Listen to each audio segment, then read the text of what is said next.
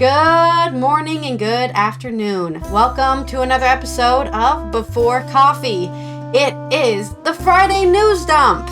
We're going to cover all the news stories we found interesting so that you don't have to worry about what's going on in the world. Because it's the weekend tomorrow, and for some people, they even have a 4-day week, so maybe it's already the weekend for you today.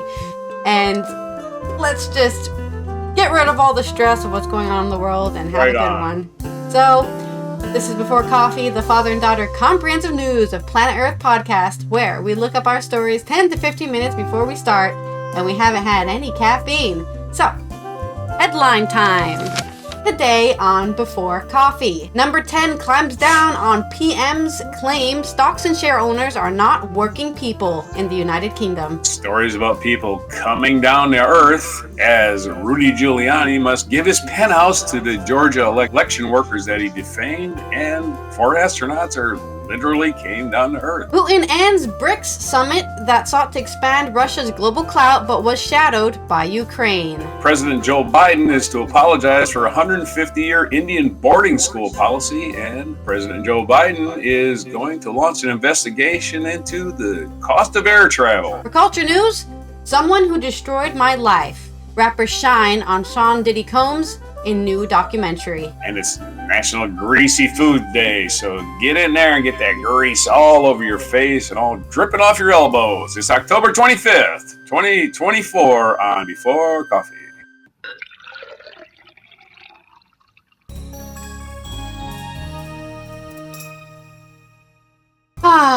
Lovely day of Friday where we get to celebrate not having to work over the weekend. Well, at least us normal people who don't do any have salary jobs. Me, I still end up doing stuff on the weekend, but that's what being freelance is for you. Right, let's get into some drama going on in number 10 Downing Street in the United Kingdom, as Starmer, the Prime Minister, has said some unpopular opinions, I guess, though I would say that this is my opinion, so I kind of agree with him. This is by David Lynch on The Independent. Sir Keir Starmer does not think all owners of stocks and shares fall outside his definition of working people, Downing Street has signaled. The Prime Minister has suggested asset owners would not fall within his conception of what a working person is. The government has asked repeatedly to define this term in a bid to establish which taxes may rise in the budget. Labour's manifesto said the party would not increase taxes on working people, including VAT, national insurance, and income tax. During a broadcast interview at a Commonwealth summit in Samoa, Sir Keir told Sky News that he does not consider people who have an income from assets such as shares of property to be working people. They wouldn't come within my definition, he said. The hint at who falls outside the scope of Sir Keir's definition could point to where tax rises might come from in the budget. Among the levies which are reportedly under consideration for a hike are capital gain tax, inheritance tax, and fuel duty.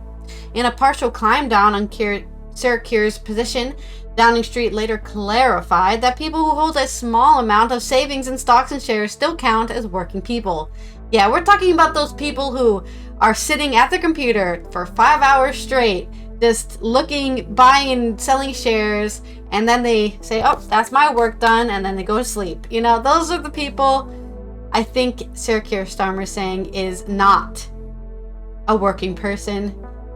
Because they're just, they're doing one thing, and it don't contribute much to society, really. The Prime Minister's official spokesman said Sir Keir met someone who primarily gets income from assets in his interview. I agree. That's totally what I understood. The continuing row over minister's definition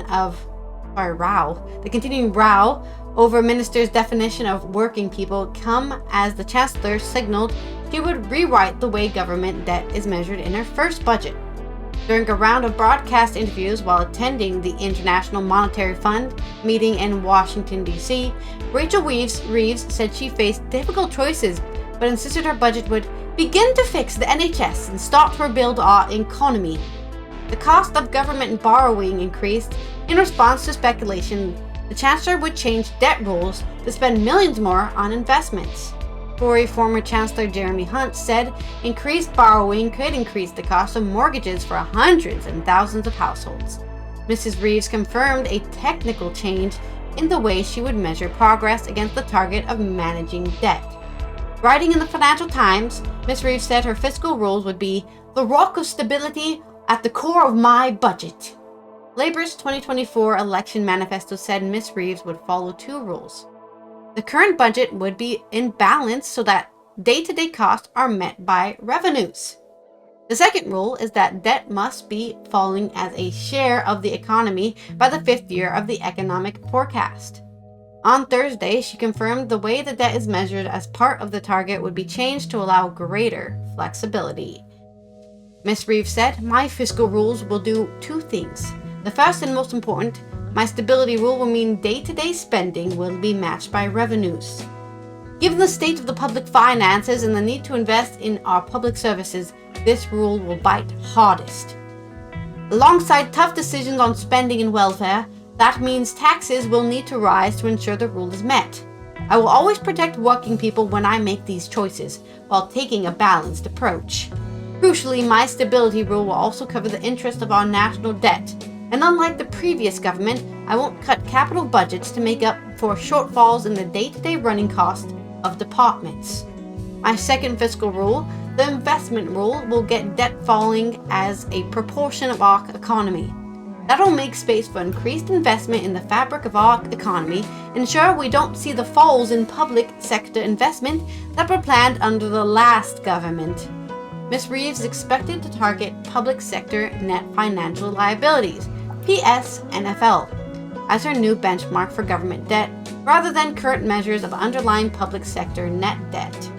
A shift to PSNFL would give her greater headroom to meet her debt reduction target because it includes a wider mix of state assets and liabilities, notably including expected student loan repayments to offset some of the liability.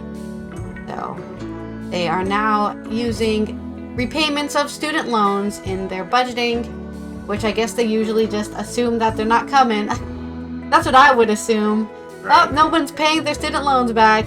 But I think, to be fair, I think the UK has way cheaper schooling and loans.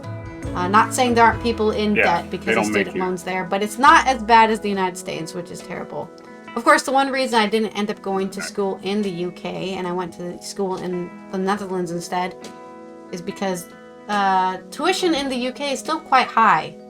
I think it's like, I think it's still like 20k or something, which isn't that different from the United States, depending on where you go, obviously. But in the Netherlands, it was 8,000, so way cheaper, way better for me, and I still got a great education. But yes, if you're living in the UK, you shouldn't have to worry about any tax increases as a working person. At least that's what The Independent is guessing, and that Keir Starmer will be working on trying to tax people who are, quote-unquote, not working people. That's my story.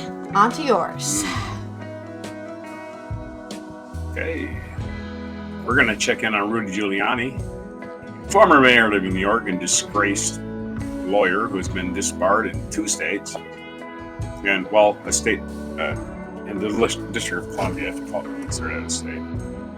This is from Curb.com. A fitting end to the saga of Rudy Giuliani's apartment, from Bridget Reed.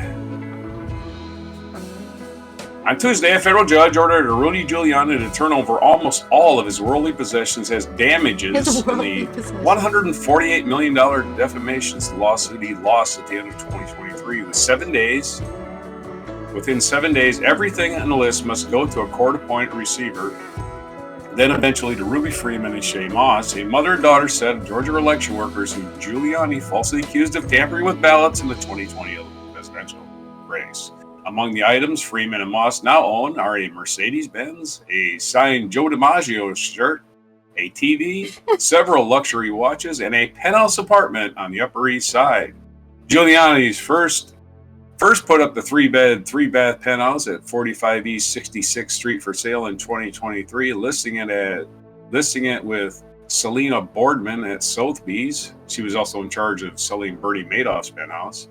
This was before Giuliani lost the defamation suit, but he was still in the thick of several other legal battles stemming from his time in and around the Trump administration, and was close to broke. Trump doesn't pay his lawyers, so there you go. According to Rudy's lawyer, he was almost close to broke. In 2021, the apartment was raided by the FBI as the agency investigated Giuliani's dealings with Ukraine. The former mayor took it off the market in February 23 when it failed to sell at an initial price of $6.5 million, but put it back on in May this year when a lucrative radio show was canceled after he got into a fight with the station's owner, John Castamatidis.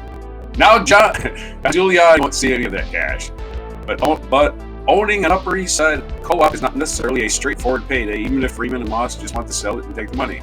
In the short term, I think it's definitely going to make their lives difficult, said Jed Garfield, Upper East Side broker. The co-op requires $10,000 in monthly maintenance fees. It's unclear whether election workers will be on the hook for that amount, or whether the court receiver may have to sell off the assets to pay. Aside from that, Giuliani recently slashed the apartment price by $400,000, even though the co-op market is strong at the moment. It is now at sale.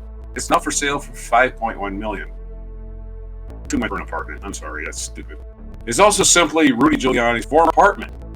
He bought the place in the heyday of his career when his second term as mayor ended. Judith Giuliani's ex-wife told the New York Times it was a gilded retreat where her then husband, still in his glowy American mayor era, which I never heard until I started reading like a couple years ago. Oh, really? People called him America's mayor? I missed that. Today. I never considered him anything but a crass politician. Anyway, it was a gilded retreat where her then husband, still in the glowy America's mayor era, but smoked cigarettes and relaxed, watched his Yankees. It was likely very important to him that he lived in a house. He fought, in fact, to prevent another house from being built above his.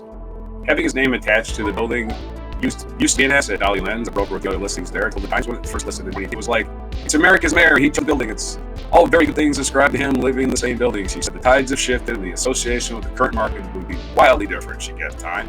So while it's certainly quite adjusted that the most salient symbol of Giuliani's former power and privilege in all its prime, Atlantic Shield glory, to have going to the two election workers who lives he up and is still New York real estate. Ultimately, I think it's going to take a little while, Garfield said.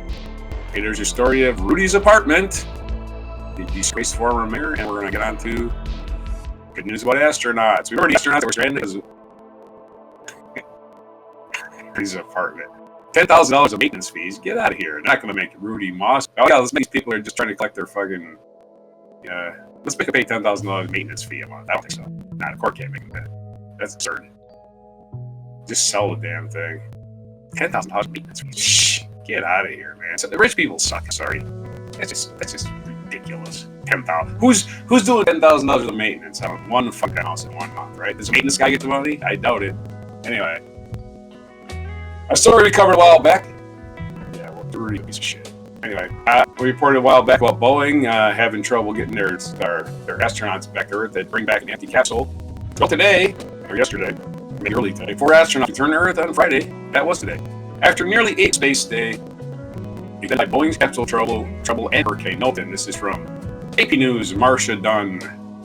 A SpaceX capsule carrying the crew parachuted before dawn into the Gulf of Mexico just before after unlocking for the International Space Station midweek. 3 Americans and 1 Russian could have been back months ago, but their homecoming was stalled by problems with Boeing's new Starliner astronaut capsule came back empty in September because of safety concerns. Then Hurricane Milton interfered, followed by another 2 weeks of high wind and rough seas. SpaceX launched the 4. NASA's Matthew Michael Barat, and Jeanette Epps and Russia's Alexander Gerbekin in March. Barat, the only space veteran going into the mission, acknowledged the support teams back home that had to replan, retool, and kind of redo everything right along with this and helped us to roll with all those punches. The replacements are the 2 Starliner test pilots, Bill Moore and Sue Williams, whose own mission went from 8 days to 8 months, and 2 astronauts launched by SpaceX 4 weeks ago. Those 4 will remain up there until February. The space station is now back with its normal crew size of 7, 4 Americans and 3 Russians after months of overflow. So, one apartment gets sold and another apartment loses 4 tenants. Anyway, you want to call it an apartment? Here's your good news from that way. Back to you. All right. Well, have a fun time, I guess. Let's look at some fun times for Putin, or at least he was having fun, according to this article on AP News by, I don't know if it's written by anybody. Always fun to find out. If these, yeah, I guess it's not written by anyone. But it's definitely somebody wrote this because it has a very subjective headline, which is that Putin was shadowed by Ukraine. So somebody is saying they were shadowed by Ukraine at the BRICS summit, which happened on Wednesday. This is from Kazan, Russia. Russian President Vladimir Putin closed a summit of BRICS bloc of developing economies yesterday on the 24th of October, praising its role as a counterbalance to what he called the West's perverse methods. The 3-day summit... Wait, let me turn on reading mode here because the banner is so big. The 3-day summit in the city of Kazan was attended by leaders of representatives of 36 countries, highlighting the failure of the United States-led efforts to isolate Russia over its actions in Ukraine. The conflict came up repeatedly at the meeting, which saw the first visit to Russia from the United Nations Secretary General Antonio Guterres in more than 2 years, and drew an angry reaction from Kyiv. Guterres called for a just peace in Ukraine, in line with UN Charter, international law, and General Assembly resolutions. He also urged an immediate end to fighting in Gaza, Lebanon, and Sudan. At a news conference Thursday night, Putin was asked about former US President Donald Trump's promise to end the fighting in Ukraine. What Mr. Trump said recently, what I heard, is he spoke about the desire to do everything to end the conflict in Ukraine, Putin said. It seems to me that he said it sincerely. We certainly welcome statements of this kind, no matter who makes them. Putin also was asked about whether any North Korean troops were in Russia, which he neither confirmed nor denied. The US said Wednesday, on the 23rd of October, that 3,000 North Korean troops have been deployed to Russia and are training at several locations, according to their intel.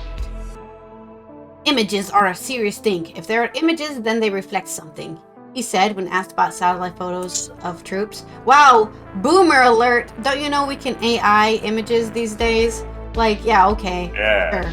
Video, I think. We can AI video, but not as accurately as images. So video is probably the more reliable thing.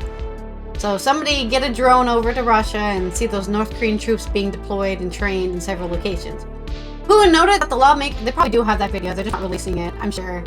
Putin noted that lawmakers in Moscow earlier in the day ratified a pact with North Korea on mutual military assistance as part of a strategic partnership with Pyongyang. We have never doubted that the North Korean leadership takes our agreement seriously. What and how we will do within the framework of this article of the agreement is our business, he said. The summit covered the deepening of financial cooperation, including the development of alternatives to Western-dominated payment systems, efforts to settle regional conflicts, and expansion of the BRICS groups of nations. The alliance that initially included Brazil, oh, that's the one I was reading, was like, who's B? Who's B? It's not, who is that? Brazil, Russia, India, and China, which is why it's called BRICS, and South Africa, when it was founded in 2009, has expanded to embrace Iran, Egypt, Ethiopia, and the United Arab Emirates and Saudi Arabia. Turkey, Azerbaijan, and Malaysia have formally applied to become members, and several other countries have expressed interest in joining. Turkey used to want to join the EU, but they never did. Probably because of anti-Turkish sentiment, really, in the European Union. They're not European enough to join! The Kremlin touted that the summit at the largest foreign policy event ever held by Russia. Speaking of what was dubbed the BRICS Plus session, which included countries that are considering joining the bloc, Putin accused the West of trying to stem the growing power of the global South with illegal unilateral sanctions, blatant protectorism, manipulated currency and stock markets, relentless foreign influence, ostensibly promoting democracy, human rights, and the climate change agenda. Not the climate change agenda.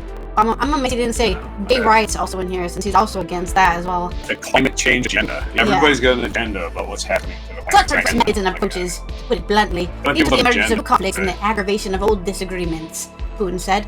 One example of this is Ukraine, which is being used to create threats to Russia's security while ignoring our vital interest, or just concerns and the infringement of the rights of the Russian-speaking people. Hey, don't you know if you speak a language, Russia now owns you? So if you know Russia, you're now a Russian citizen, according to freaking Putin. It also works with Spanish, I think. Spain owns you if you speak Spanish. Yeah, it's just ignoring our threats to our security. It's like, you had threats to your security because you invaded a country. Like, come on. I love how Putin always tries to turn it around. Like, we're the victim! Yeah, we attacked people, but we're the victim! Russia has specifically pushed for the creation of a new payment system that would offer an alternative to the global banking messaging network known as SWIFT, and allowed Moscow to dodge Western sanctions and trade with partners. I definitely will do it. In a joint declaration on Wednesday, the 23rd of October, participants voiced concerns about the disruptive effect of unlawful unilateral coercive measures, including the illegal sanctions, and reiterated their commitment to enhancing financial cooperation within BRICS. They noted the benefit of faster, low-cost, more efficient, transparent, safe, and inclusive border cross-border payment instruments built upon the principle of minimizing trade barriers and non-discriminatory access. Now, I mean, if they do it, good job, but I doubt it. I feel like what they're doing is just bragging about a system they're going to make and then saying it's better than everything you've ever used ever. Because, you know, that's what people do when they're trying to sell you something. They tell you it's the best thing that's ever happened, and you totally invest, I guess. Good for them. You know, I don't know if there's what the terrible things with SWIFT are, because I'm not a corporation or like constantly trading across the border, but I'm sure SWIFT isn't perfect. Can BRICS make an improved version? We'll see. China's President Xi Jinping has emphasized the bloc's role in ensuring global security. She noted that China and Brazil have put forward a peace plan for Ukraine and sought to rally broader international support for it. Ukraine has rejected the proposal because it doesn't say you leave the country and never come back. I'm pretty sure Ukraine is looking for that as the only option for them. We should promote the de-escalation of the situation as soon as possible and pave the way for a political settlement, Xi said. Putin and Xi announced a no-limits partnership weeks before Russia sent troops into Ukraine in 2022. They already met twice earlier this year, in Beijing in May and Shanghai Cooperation Organization Summit in Kazakhstan in July. Russia's cooperation with India also flourished as New Delhi sees Moscow as a time-tested partner since the Cold War, despite Russia's close ties with India's rival, China. While Western allies want New Delhi to be more active in persuading Moscow to end the fighting in Ukraine, Indian Prime Minister Narendra Modi has avoided condemning Russia while emphasizing a peaceful settlement. Addressing the BRICS Plus session, Guterres urged an immediate end to fighting in Gaza, Lebanon, Ukraine, and Sudan. We need peace in Ukraine, a just peace in line with the UN Charter, international law, and General Assembly resolutions, he said. Russia's Kremlin-controlled media touted the summit as a massive policy coup that left the West fearing for the loss of its global clout. State TV shows and news bulletins underscored that BRICS countries account for about half the world's population, comprising of the global majority and challenging Western hegemony. I always say that wrong. Hegemony. Yeah, that's how you say it in the EU here. Hegemony. Right. Hegemony. TV host quoted Western media reports saying that the summit highlighted the failure to isolate Moscow. The West, the US, Washington, Brussels, London ended up isolating themselves, said Yevgeny Popov, host of the popular political talk show on state channel Rossiya 1. So there's your TV-based propaganda there. And I just want to say, yes, you're right. China and India do have the largest populations, so they do have a global majority, you could say. But I would also like to point out that we currently live in capitalist society. And unfortunately, the people who have the actual power in this world are the ones with the most money, which is not all the people in the BRICS, unfortunately. So that's where the real power is. You can have all the people, and I wish it did work that way. I wish we did have some sort of population-based democracy, but we don't. We have whoever has the money to spend, and unfortunately the United States, unfortunately, no opinions, the United States does have the highest military budget in the world, and China is second, and I think they are like 10% less or something. It's a very high amount. Like America is this big, like huge, and then China is like this small. Well, you can compare the military to the size of their economy. Yeah, but I think I'm just saying, like a graphic I've seen before, or a graph I've seen before, showed that the United States is like this, and China is like this. So like 10% of the U.S.'s military budget is what China has in total. So the U.S. unfortunately is still the strongest military power by such a long shot. Yeah. It will take billions of years, I think, to catch up. And the U.S. has their fingers in everybody's pie. Don't forget that.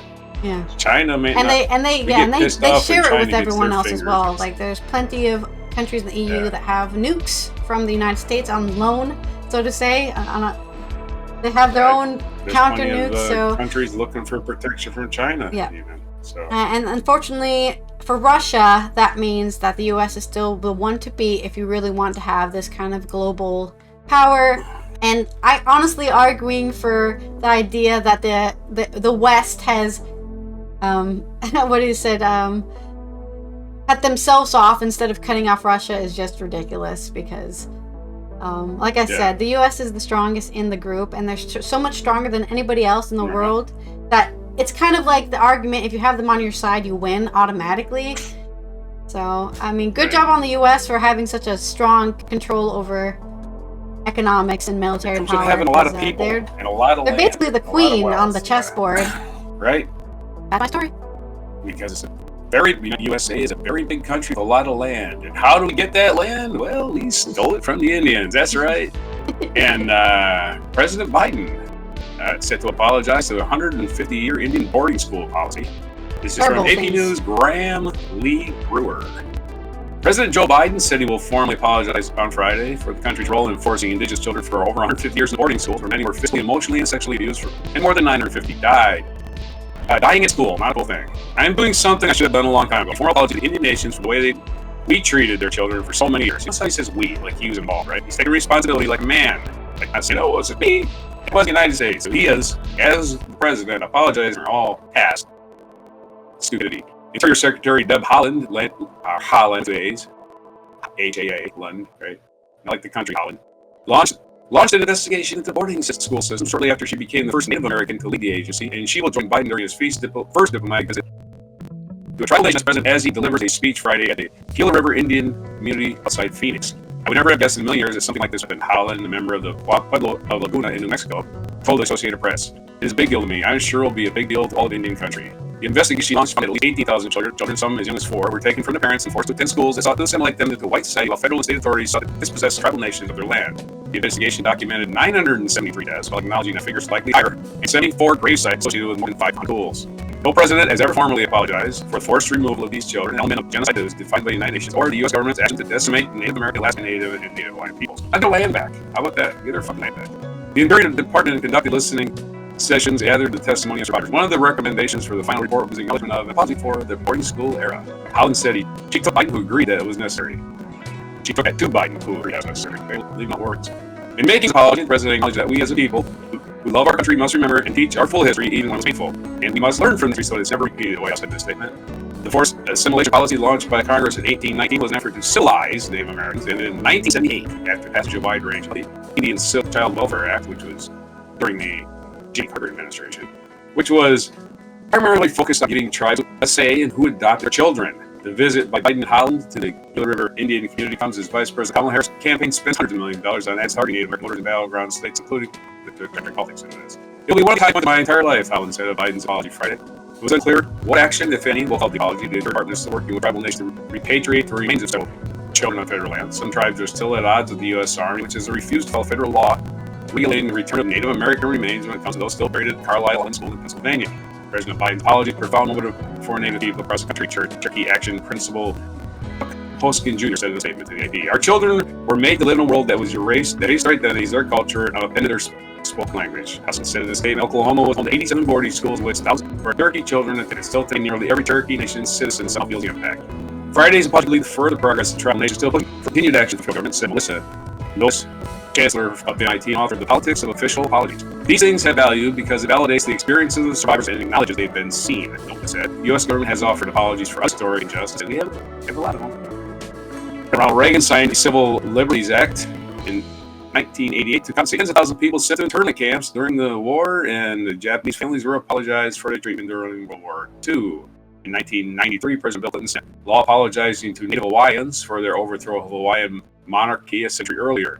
House and Senate passed resolutions in 2008, 2009 apologizing for slavery and Jim Crow segregation, but the gestures did not create pathways to reparations for Black Americans. In Canada, a country with a similar history of subjugating First Nations and forcing their children to boarding schools for assimilation, former Prime Minister Stephen Harper made a formal apology in 2008. There was also a truth and reconciliation process later a plan to inject billions of dollars into communities communities devastated by the government's policy. Francis issued a historic apology in 2022 for the Catholic Church's cooperation with Canada's policy of Indigenous residential schools, saying the forced assimilation of Native people into Christian society destroyed their cultures, severed families, and marginalized generations. I humbly beg forgiveness for the evil committed by so many Christians against the Indigenous peoples, Francis said.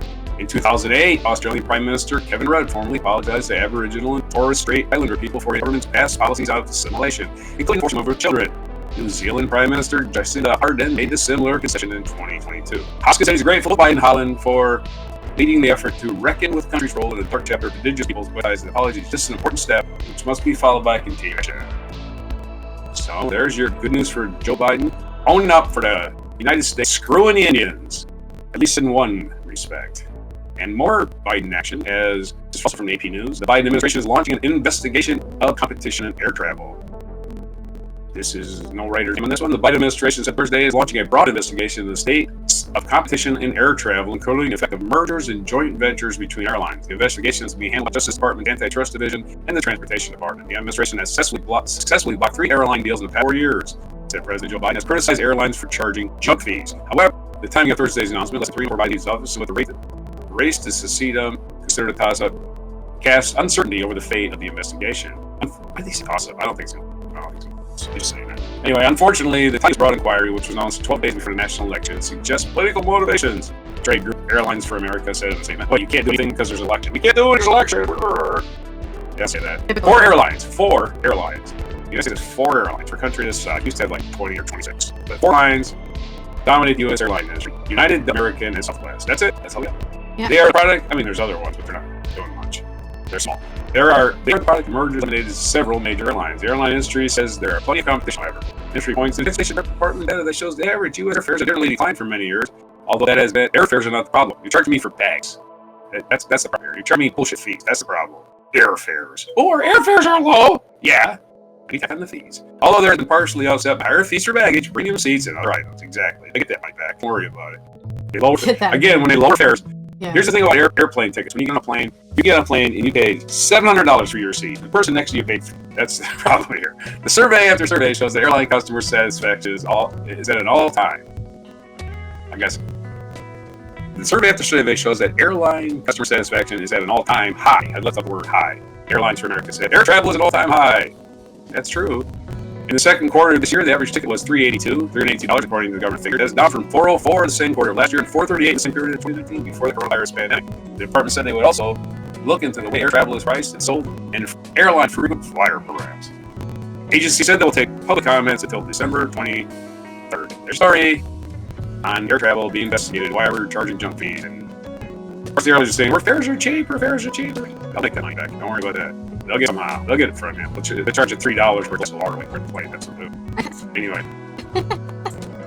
For a glass of water. That's your story. Back to you. I don't have a video clip, so let me just gabble it up today. Okay. This is Friday. I found the first story really interesting that they apologized for everything in the opposite direction, right? So they apologized almost instantly for the most recent things like the Japanese internment camps and the Hawaiian stuff, and then they went backwards, right? They kind of went backwards. Oh, the Japanese things just happened with apologize. Oh, the next thing that we did bad was Hawaii. That was the previous thing we did bad. The previous thing we did bad before that was slavery. And Jim Crow. And the previous worst thing that the United States government ever did that was bad was the Native Americans. They did that last, right? They've just apologized for that now. It's like they're going through the receipts. They're going through receipts at tax time, and then ones are I forgot about this. Yeah, it's so funny. It's very, very entertaining. Anyways, that's interesting. Yeah, enough about. That's a good point. It's a salient point. Land back. I'm telling you. I believe in land back. This whole idea that they have a bunch of great resources on the land. Well, let them give them to you. You think those people don't want to work and mine stuff? Maybe they don't. I don't know. But that's the whole problem with colonializing. Is that instead of just asking, hey, can you do that? We'll teach you how to do it, and you can sell it to us, and you'll be rich. They instead said, we're going to enslave you, make you do it, and then take all money left poor. Yeah. Anyways. Yeah, it's a country founded by slave owners. A country founded by slave owners who said all men are created equal. So there you go. Founded on a contradiction. Yep. Anyways, people aren't equal and should be treated badly. Is Sean Diddy Combs. That's it. That's all I got, man. And this is from Ramonio Antonio Vargas on The Guardian. Shyne, the rapper and former Sean Diddy Combs protege, says he was actually set up to be the fall guy for a 1999 New York nightclub shooting in which the pair were implicated and for which only he was imprisoned. One of the most difficult parts of it was watching everyone succeed, the lyricist-born Moses Barrow says in an upcoming Hulu documentary about his life and career in music as well as his politics. Barrow's comments, contained in a recent trailer for The Honorable Shyne, premiering on the 18th of November, are intriguing due to the scrutiny surrounding Combs following the September arrest of the Bad Boy Records founder on federal sex trafficking and racketeering charges. In the trailer for the film, Barrow recounts how signing to Bad Boy made him a millionaire, but some of the success that he earned through his acclaimed debut album was significantly blunted after he was convicted and Combs was acquitted in what at the time was one of the biggest criminal trials to ensnare the famed figures of the hip-hop industry. The trial centered on shooting at a Manhattan nightclub that wounded three people while Barrow was there with Combs. Barrow said, "Right now, I think we're getting ready to leave," when the shooting erupted. Combs, the singer, Jennifer Lopez, his girlfriend at the time, and Barrow were all arrested after the violence. The charges against Lopez, who fled the club with Combs and his bodyguard, were dropped. Combs, meanwhile, was acquitted of allegations that he took an illegal gun into the club and sought to bribe his driver to falsely assume the blame for the weapon. "I had nothing to do with the shooting in the club," Combs says in a clip featured in the documentary trailer, which was directed by filmmaker Marcus A. Clarke and produced by the studio Anscape. Barrow, now 45, was found guilty of assault amid other charges and received a 10-year prison sentence. He was also deported to his native Belize. "I was absolutely set up as to be the fall guy," Barrow said in the trailer. Barrow currently leads the opposition party in Belize's House of Representatives. "There is a time to pivot," he acknowledged in his film. "There's a time to transition, and that's how I got into politics." In one of his last public appearances, Combs brought Barrow out to perform with him during a charity concert held in London in November 2023. Days later, singer Cassie Ventura sued Combs and her ex-boyfriend for Combs, who was her ex-boyfriend, for damages while accusing him of rape and severe physical abuse during their 10-year relationship that ended in 2018. Combs, whose stage monikers includes Puff Daddy and P. Diddy, then paid an undisclosed sum to settle Ventura's claims out of court within 1 day of Ventura's lawsuit being filed. But a wave of lawsuits from other people aiming similar allegations at Combs was followed. In March, federal authorities conducting a sex trafficking investigation raided Combs' properties in Los Angeles and Miami. CNN in May then obtained published hotel security camera videos from Combs battering Ventura in 2016, contradicting the three-time Grammy winner's vehement denials that he had done anything wrong.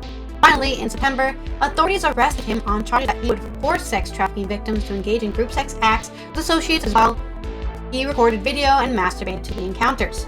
Those so-called freak-offs were so physically exhausting for Combs and his victims, who, among other things, were reportedly coerced into ingesting drugs, but all typically received IV fluids to recover, criminal court documents have alleged. Combs, 54, has pleaded not guilty to the charges against him and is awaiting the outcome of the case while being held in federal custody with no bail set. Lopez has conspicuously avoided commenting on Combs. Barrow, on the other hand, shared his thoughts on Combs shortly after his arrest was announced. He told journalists who approached him while he carried out his duties for Belize government and asked him for his reaction that he gained no sense of schadenfreude from Combs' arrest. But that day, he said he had never forgotten how differently things shook out for him and Combs in the aftermath of the nightclub shooting that has long linked them. "Let us not forget what the cold facts are," Barrow said of Combs. "This is someone who destroyed my life." So, yes, mark your calendars for November 18th, where this documentary will be premiering on Hulu. So if you have those Hulu subscription, you'll probably be able to watch it. I think you can get a Hulu. I think there's like a weird combo thing you can do. I don't know. I'm a freaking Hulu representative. But it'll be on Hulu, November 18th. Check it out here. The story of a man who was going to be a hip-hop star and became Belize's opposition government leader. So that's really interesting, actually. And I'm actually quite interested myself. That's our culture news now to this day in history. I need to take a shower at this story. But, slimy old Puffy Combs. This day in history.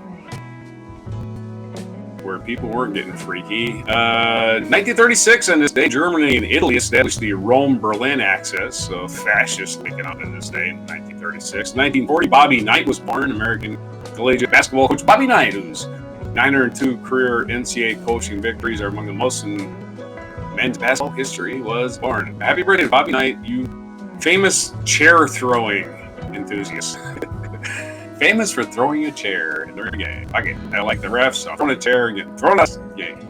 1940, American military officer Benjamin O. Davis Sr. became the first African-American general in the U.S. Army, but is promoted to Brigadier General back in 1940. That must have been revolutionary at the time. 1950, China entered the Korean War on the side of North Korea against South Korea. The United States being the U.S. principal participant. So yes, 1950, China changed the Korean War from, we're just going to walk into North Korea and we're going to have our way into an actual full-blown war, as they put hundreds of thousands of troops, said, hey, you can't take our little communist enclave. In 1955, the first big microwave ovens went on sale. They cost $8 million and they caused probably cancer almost immediately. Probably weren't. Back in 1955, we just didn't know enough, right? So, first microwave ovens in 1955 were extremely unsafe, I'm saying. 1904, the British rock band Rolling Stones made its first appearance on the Ed Sullivan Show. So, I guess I could have found that clip. I didn't see this item earlier.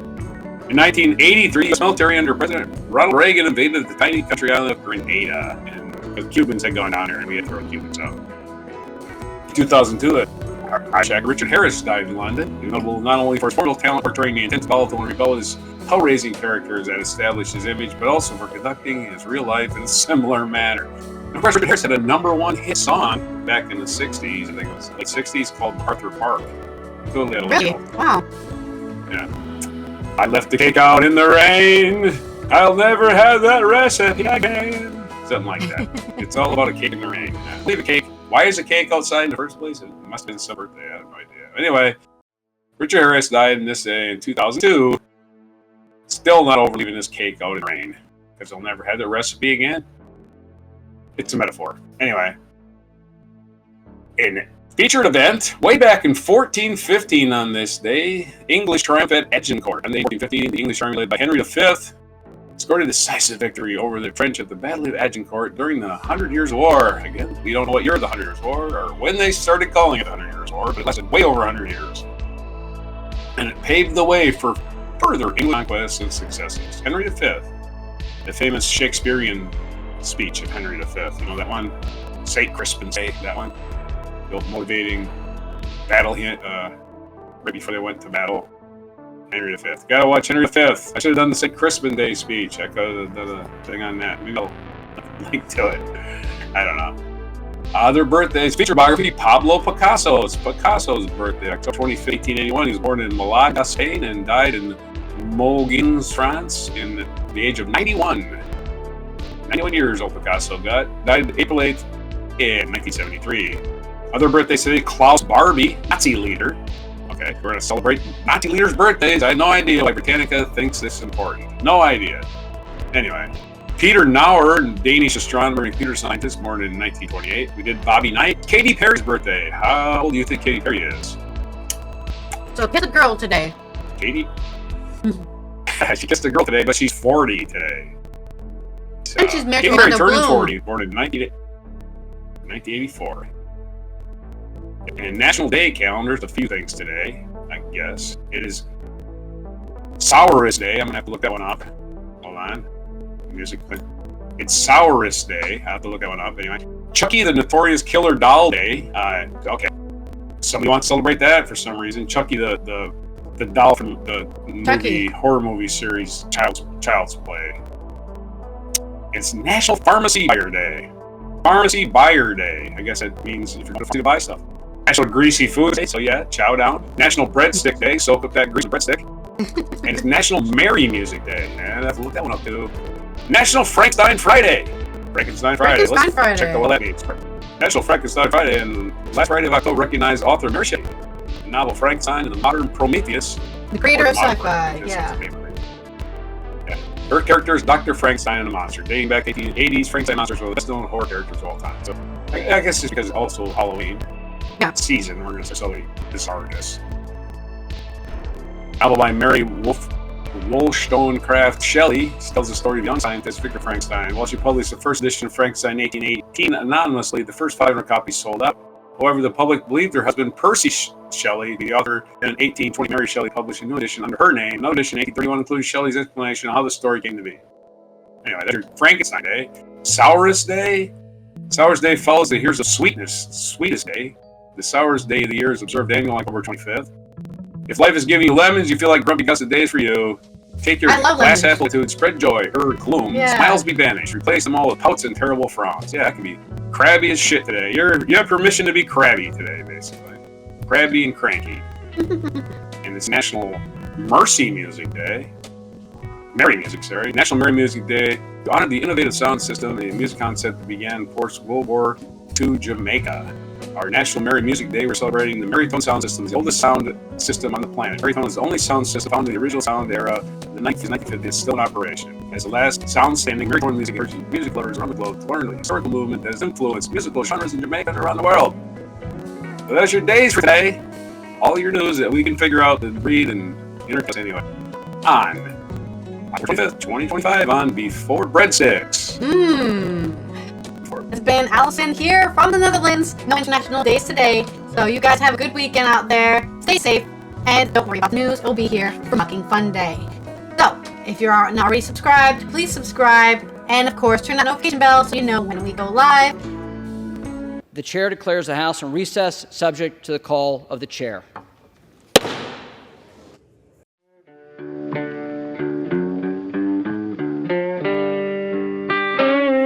Be sure to hit the like, subscribe, and notify buttons, and follow our other channels, Toxic Alley, History of Gravy, and Scratchy Old Records.